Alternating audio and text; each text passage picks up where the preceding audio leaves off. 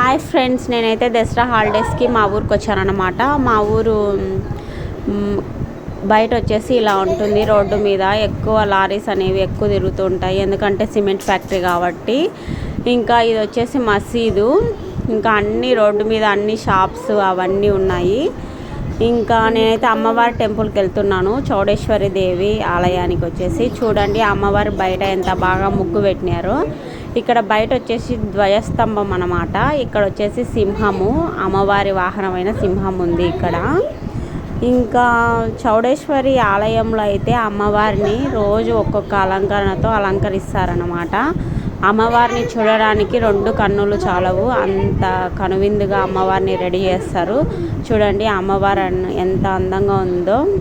ఇక్కడ వచ్చేసి అమ్మవారి ఫోటో, ఇంకా పూజారి, ఇంకా వీళ్ళు దసరా పండుగ కాబట్టి చాలా బిజీగా అమ్మవారి అలంకరణలో ప్రత్యేక అలంకరణ కోసం ప్రత్యేకంగా పూజలను కూడా దేవుని దగ్గరికి రప్పిస్తారు కొత్త అలంకరణ కోసము.